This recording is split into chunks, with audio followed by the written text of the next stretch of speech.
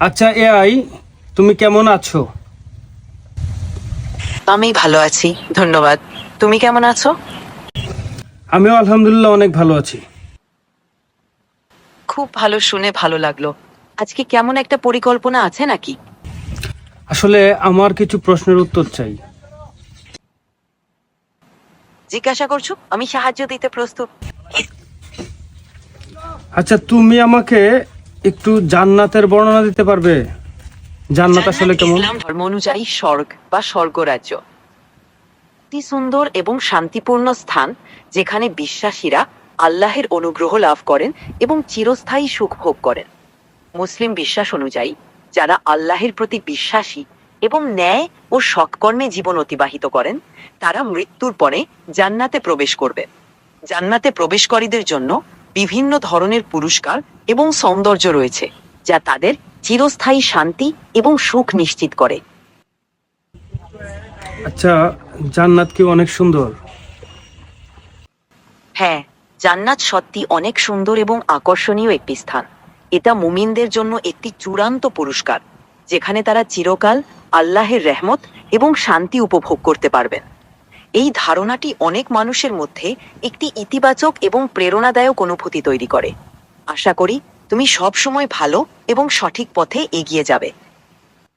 জান্নাতীদের বয়স কেমন হবে? ইসলাম ধর্ম অনুযায়ী জান্নাতে প্রবেশকারীদের কোনো নির্দিষ্ট বয়স থাকবে না। সেখানে সবাই চিরকালের জন্য যুবক বা তরুণ অবস্থায় থাকবেন, অর্থাৎ তারা সর্বদা সুস্থ, সুন্দর এবং সুখী অবস্থায় থাকবেন। এটি একটি ধারণা যা মানুষের জন্য একটি চিরস্থায়ী শান্তি এবং সুখের প্রতীক। আচ্ছা, জান্নাতীদের কি মৃত্যু হয় না? হ্যাঁ, জান্নাতে মৃত্যুর কোনো ধারণা নেই। সেখানে সবকিছু চিরস্থায়ী এবং শান্তিপূর্ণ। জান্নাতে প্রবেশকারীরা চিরকাল সুখ এবং শান্তি উপভোগ করবেন এবং সেখানে কোনো দুঃখ, বেদনা বা মৃত্যু থাকবে না। এটা একটি শান্তি এবং সুখের স্থান। আচ্ছা, জান্নাতি ব্যক্তিদের খাবার দাবার খেতে পারবে? ইসলাম অনুযায়ী জান্নাতে প্রবেশকারীদের জন্য অনেক প্রকারের খাবার এবং পানীয় উপলব্ধ থাকবে। এটি এক স্থান যেখানে সবাই চিরকাল সুখী এবং সন্তুষ্ট থাকবেন। তাদের জন্য বিভিন্ন প্রকারের সুস্বাদু খাবার এবং পানীয় থাকবে যা তাদের আনন্দ এবং সন্তুষ্টি বাড়াবে। তবে সেবার বিস্তারিত বর্ণনা কেবল ধর্মীয় বিশ্বাসের উপর নির্ভরশীল। আচ্ছা, জান্নাতে কি সবাই ঘুমাতে পারবে? ইসলামিক বিশ্বাস অনুযায়ী জান্নাতে প্রবেশকারীরা চিরকাল সুখী এবং শান্তিতে থাকবেন এবং তারা সেখানে বিভিন্ন প্রকারের আনন্দ উপভোগ করবেন। তবে জান্নাতে ভ্রমণ বা ঘুরে বেড়ানোর কোনো নির্দিষ্ট উল্লেখ পাওয়া যায় না।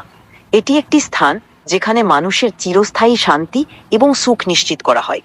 জান্নাতের উদ্দেশ্য হলো সেখানে প্রবেশকারীরা আল্লাহের অনুগ্রহ এবং শান্তি উপভোগ করবেন। আচ্ছা, আমি জানতে চাচ্ছিলাম জান্নাতি মানুষরা ঘুমাতে পারবে কি না। আমি বুঝতে পারছি তুমি জান্নাতে ঘুমানোর ব্যাপারে জানতে চাচ্ছ। ইসলামিক বিশ্বাস অনুযায়ী জান্নাতে কোনো দুঃখ বা ক্লান্তি থাকবে না এবং সেখানে সবাই চিরকাল সুখী এবং শান্তিতে থাকবেন, তাই ঘুমানোর প্রয়োজন হবে না। জান্নাতে সবকিছুই চিরস্থায়ী সুখ এবং শান্তি উপভোগের জন্য হবে। আলহামদুলিল্লাহ।